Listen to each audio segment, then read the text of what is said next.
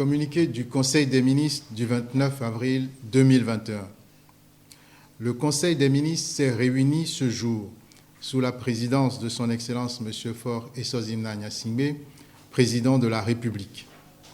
Le Conseil des ministres a examiné 2 projets de décret et écouté 3 communications. Au titre des projets de décret, le Conseil a examiné en première lecture un projet de décret portant réglementation de la caution, de la garantie de loyer et du bail d'habitation. L'objet du projet de décret est de plafonner la caution et la garantie de loyer et de fixer les procédures relatives au bail d'habitation. Face aux difficultés d'accès au logement liées notamment à la faiblesse de l'offre de logement qui entraîne des spéculations, il est apparu nécessaire de mieux encadrer ce secteur.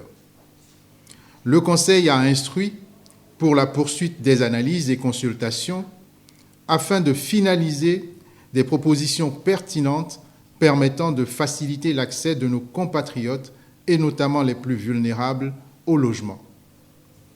Le Conseil a adopté un second projet de décret fixant les modalités d'application de la loi numéro 2021-005 du 1er avril 2021 relative au casier judiciaire national automatisé. Ce projet de décret vise à rendre effectif le nouveau mode de gestion automatisé du casier judiciaire. Pour rappel, ce projet permet que la demande et l'obtention du bulletin de casier judiciaire soient totalement dématérialisées.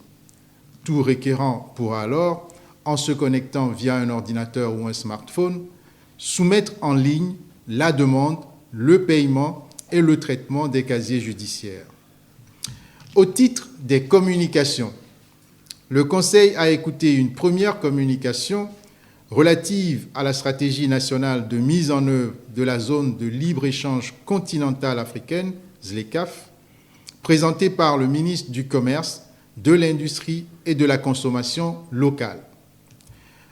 Afin de mieux préparer la mise en œuvre de cet accord de libre-échange, le Togo s'est doté d'une stratégie nationale visant à promouvoir les exportations togolaises vers le marché africain.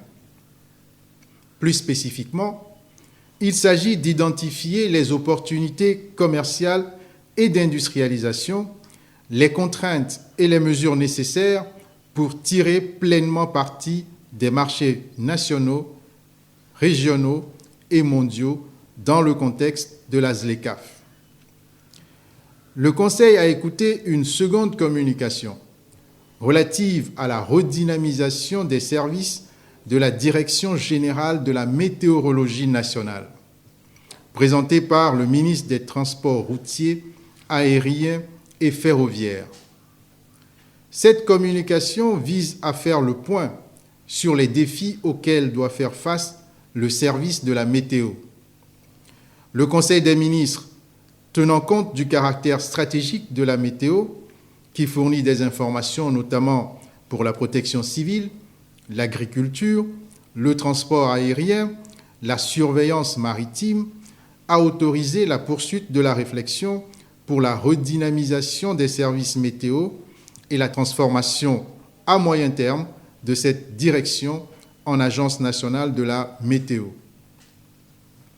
Le Conseil a écouté une dernière communication relative aux organismes et programmes spécifiques de sécurité, de sûreté et de régularité de la navigation aérienne, présentée par le ministre des Transports routiers, aériens et ferroviaires.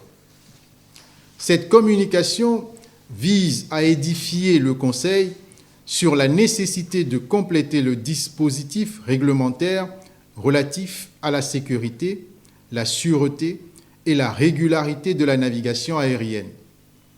Le dispositif permettra de renforcer le positionnement de notre pays en tant que hub logistique, conformément aux ambitions de la feuille de route quinquennale.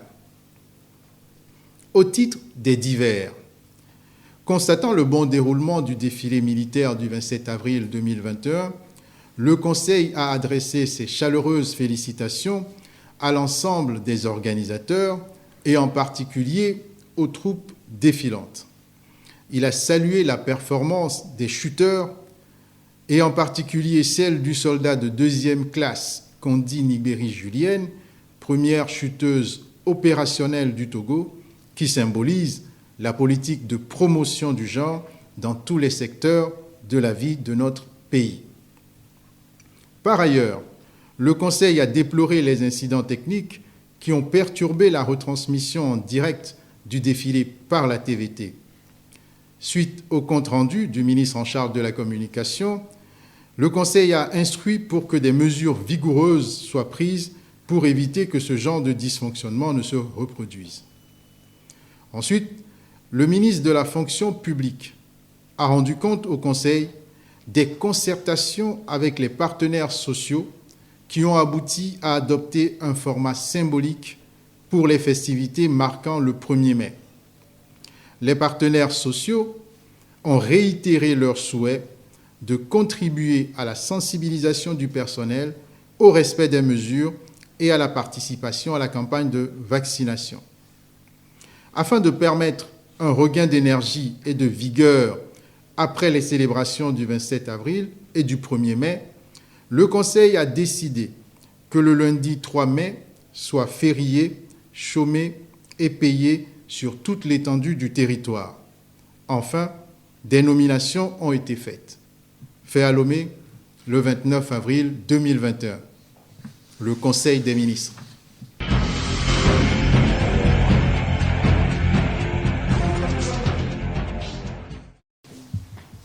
Bon, c'est parti.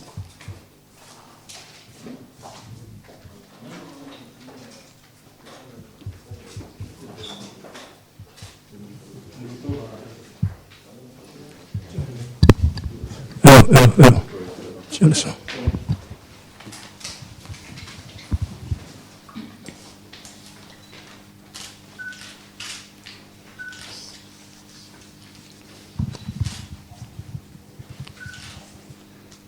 C'est bon? Bon, je peux... Allez-y. Bonjour, Monsieur le ministre. Bonjour. Aujourd'hui, en Conseil des ministres, le gouvernement a examiné en première lecture un projet de décret portant réglementation de la caution et de la garantie de loyer et du bail d'habitation. On sait souvent que les propriétaires des maisons immeubles avancent comme argument sont eux-mêmes qui ont construit leur maison et ils sont libres de fixer leur caution.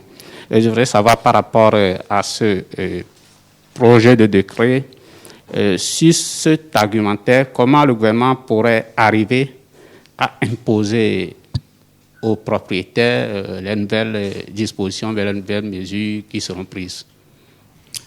Je vous remercie. En effet, ce jour en Conseil des ministres, il a été